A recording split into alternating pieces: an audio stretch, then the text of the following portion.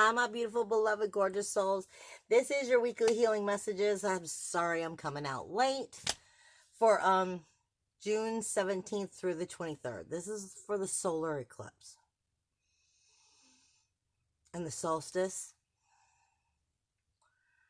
And let me just say what I'm being given from Spirit first off is, are you connecting and igniting that spark? Are you connecting and igniting that spark, that connection that helps you, that is you from deep within? Do you feel fantabulous about yourself? Not just your life or where you're going or the direction or what's happening. Because if you feel fantabulous, then of course you feel that way about your life. But the point is you should be feeling that way about your spark, about yourself. Or, and what Spirit is giving me is, they're just so funny. Like, what they're giving me is, fee, fi, fo, fum. Has some great big giant made you lose yourself? Make you feel shrunk? Have you lost your inner giant, your inner spark, your inner fantabulous? You'll probably one or the other. You have a whole lot of as above, so below energy with a lot of confusion coming in. And that's really coming in out of the Neptune energy, coming out of Pisces, which is that universal 12th house. Now, the reason I'm saying this is, okay, first off, for Cancer signs, especially, or sensitives and empaths in general, this energy is probably hitting below the belt. This is definitely solar plexus, sacral chakra energy. And it's where the solar plexus is off, which is forcing the sacral chakra is off, forcing the solar plexus to show you, especially if you've been feeling nauseous within your energy, showing you where you're losing that spark, where you're letting the matrix kind of reach in and pull you back. You need to realize, true as above, so below, tree of life energy. It's not just the trunk and the tree, it wraps around.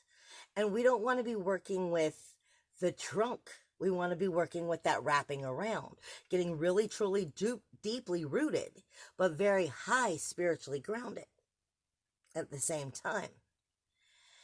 You are definitely dealing with sexuality right now. Okay. It's not just the eclipse coming in right now. This is all preparation for the Lion's Gate. I mean, this eclipse, for the solar eclipse that's coming in Cancer, is speaking to us about our sacral chakra, our solar plexus.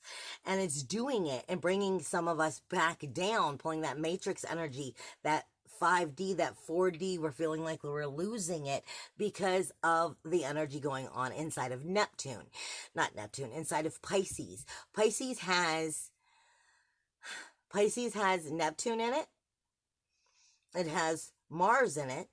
And it has Sirius in it. Sirius is the threefold in the universal 12th house. Grief, sorrow, shame, blame, secrets in the closet. Mars is sexuality.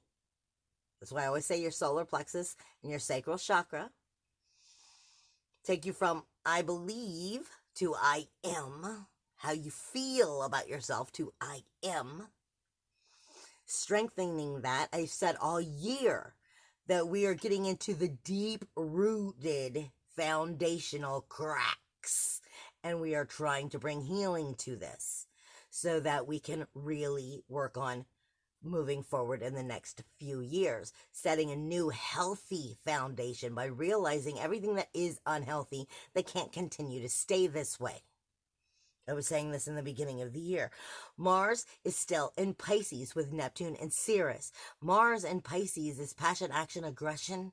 It's your inner fire. But in Pisces, it's water, full of steam. Your inner sexuality. Some of that, your skeletons in your closet, maybe also making you talk a little bit more a little bit more shit sexually. But when it comes time to back it up, it may not be something that you actually would do. I mean, in one case, this is what I'm talking about. That 12th house is tricky. It's got Neptune here, which may give the idea of magic of one direction. But then the Mars and the warrior is kind of in a steam. Not really in action. He's in more of talking shit. See, but he's about to move into Aries, and he's going to be there for the whole freaking rest of the year, which is really dealing with the relationships, putting them on guard, taking new action within those relationships. Plus you have Eris, which is going to still be in Aries. You're going to have Chiron and Lilith, which are still going to be in Aries once Mars moves in next month. And he is getting out all of that aggression, all of that sexuality, whether it's sexual energy or it's sexuality about how you're not feeling good about yourself. Like I said, filling in those cracks. Mwah. Say hi to Mr. Napatuni. Filling in those cracks of those foundations of that sacral chakra and where it's not secure. This is where that tree of life comes in, as above, so below. You manifest from that energy. You manifest more from your unconscious. So this is solving unconscious that's rising. Unconscious energy about how you feel about yourself and where that's going in or going into and supporting, or it's going against that solar plexus of I am. And believing in that power of your power source. That's the lightning. On the 19th, the moon is going to cross over Venus. Venus can be, can speak to you about charming your way in relationships. She's in Gemini. She's talking to you about everything that's up close and personal in your life. In communication of all up close and personal in your life. And Venus is speaking to you about what she loves, why she loves it, and why it's good, or why she hates it, and it needs to change.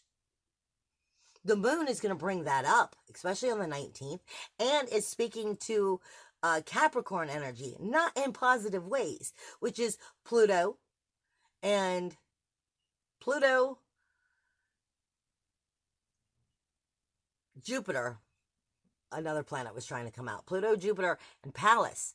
I said earlier, Pallas is your strategic thinking. When the dots all connect and you go, oh, and the epiphany's there, that is Pallas putting it together. Pluto and Jupiter, 1 degree from each other, bringing in major power in that outer community. But they're in retrograde, so they're kind of only looking at what they want to look at and not necessarily seeing the bigger picture either, because it's inward talking to the outer community. Not to mention, you've got Mercury right now, which is in Cancer, and it is literally directly on top of the Sirius star. The Sirius star is named the Sirius star, but its nickname is the dog star. The dog days of summer, when the heat is on.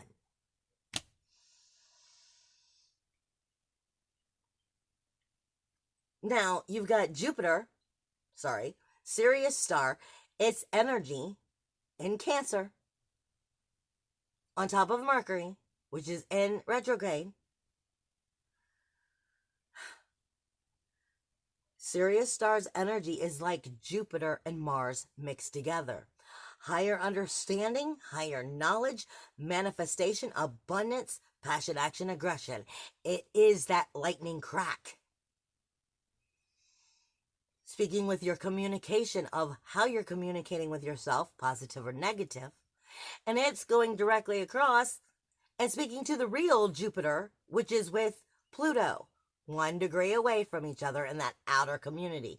Inner emotional security, inner spark, inner fantabulous, inner sacral chakra, inner solar plexus, inner foundation. And do you got it, or what are you denying yourself that's keeping you from accepting yourself?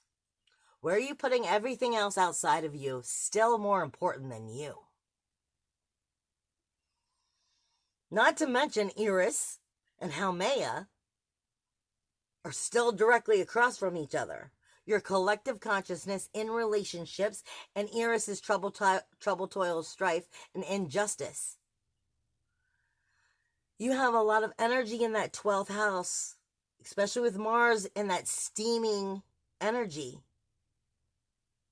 Wanting to blow off steam, wanting to make changes, trying to understand. Karma is in that 12th house right now. Neptune only creates the magic you feed it. If you feel fee, fi, fo, fum, somehow I've lost my inner giant and I shrunk, then that's what you'll be creating. You have to figure out that above and below energy from where you're manifesting. Get out of the root. Get out of the actual tree and get into those other parts where it reconnects. So you're deeply grounded and you're highly spiritually evolved into higher dimensions. Because that 3 dimension is going to pull you back to ask if you've learned anything. The solar eclipse is coming in. And it's not getting along with the Jupiter and Pluto either in Capricorn, that outer community. It's not getting along with Neptune either. This is why you have that irritable, frustrated, blah feeling for many of you. It's asking you, can you rise? Rise, honey. Burn, baby, burn. Not to mention that it's leading you to the most powerful eclipse yet, which will be that lunar eclipse in Capricorn. And it's still going to be speaking to Capricorn and Cancer. But all of this energy is teaching you the lessons that you need and the tools you need to be able to slide through that lion's gate. Because if you don't collect this information and the soulful reserve of yourself and bring it back to you, you won't be strengthening that solar plexus. You won't be strengthening your sacral chakra and bringing healing to it. You won't be getting a good rooting in your foundation because you're still going off cracks and trying to set a new foundation that will cave in again. This is finally looking at your life and realizing where the love has been taught, where we as a society have been taught not to love ourselves and to accept what's not acceptable. We're being shown you can have it if you'll claim it. But you have to believe it. Because manifestation doesn't work on those who don't believe. And if your subconscious believes something more than what you want it to believe, then that's what will happen. This is all preparation for your Lion's Gate. It's all lessons leading you to the Lion's Gate and that ascension. 1 ascension, 2 ascension, 3. This is all the direction of where we're going. And like I said, and then Mars is going to be in Aries for the second half of the year, dealing with new beginnings, learning how to set them in healthy ways, because we are going over Chiron. It is going over Eris. I mean, it will all be in that energy. And Lilith, where's your inner spark? Burn, baby, burn. Find it, harness it, and bring it into your solar plexus and your sacral chakra, because there's healing to be done. You just have to be willing to see the truth. I love you guys. Bye.